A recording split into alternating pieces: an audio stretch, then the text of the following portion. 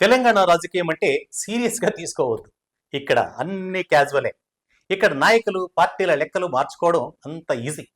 Menu చూసి వంట మార్చేసే ఆవిళ్ళగా. ముందుగా మాట్లాడుకుందాం తెలంగాణలో పార్టీ పెట్టిన షర్మిల గురించి. అన్నతో ఆస్తి ముక్కలు ముక్కలయ్యాక ఆమె కూడా ఓ బద్దలైన హృదయం పట్టుకొని పాదయాత్ర మొదలెట్టేసింది. నేనే ఉద్ధరిస్తా అని చెప్పింది. కాస్త నడిచింది, తిరిగి ఏపీకి వెళ్ళింది. ఎక్కడికి వెళ్ళింది? ఆ అన్నను జైలుకు పంపించిన అదే కాంగ్రెస్ పార్టీకి నాయకురాలైపోయింది. ఇది రాజకీయ భగవద్గీతలో పునర్జన్మ ప్రకరణం. ఇప్పుడు ఫామ్ హౌస్ స్వామివారి గురించి. ప్రజలు తిరస్కరించాక కేసీఆర్ గారు రాజకీయ అజ్ఞాతవాసం చేపట్టారు. ప్రతిరోజు ఫామ్ హౌస్ చుట్టూ జనం భక్తితో గిరి ప్రదక్షిణలు చేస్తున్నారట. జయ జయ హే గీతా పట్నాలు కూడా ఉన్నాయట. స్వామివారు ఒక్కసారి బయటకు వచ్చేస్తే జనం పులకరిస్తారట. ఇదిగో మూడో మల్టీ టాలెంటెడ్ చంద్రబాబు నాయుడు. తెలంగాణలో నా పని అయిపోయింది అని ఏపీకి వెళ్ళిపోయారు. ఇప్పుడు రీఎంట్రీ ఇచ్చారు. బీజేపీ జనసేన భుజాలపై కూర్చొని సైబరాబాద్ 3O ప్రాజెక్టుతో వచ్చేస్తున్నారు.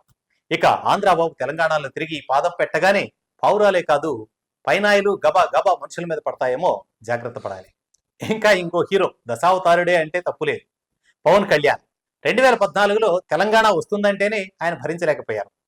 ఇప్పుడు మాత్రం బీజేపీకి హారతి ఇవ్వడం, టీడీపీకి పాదాభివందనం చేయడం, కాషాయ సాల్వాతో తెలంగాణలోకి సైలెంట్గా అడుగు పెడుతున్నారు. తెలంగాణ బీజేపీ కూడా స్వాగతం పలుకుతోంది. ఇవే నా ధర్మ సంస్థాపనార్థాయ అంటున్నాయి ప్రాజెక్ట్ ఫైల్స్.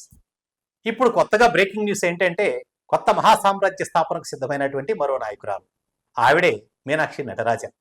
ఏమో పేరు ఊరు పెద్దగా ఈ జనరేషన్కు తెలియదు, కానీ ఈవెంట్లతో సమీక్షలతో ఇప్పుడు ఫుల్ బిజీ. వాట్సాప్లో ఫోటో మార్చేసుకొని సీఎంగా కొత్త ట్రయల్ వేసేస్తున్నారు.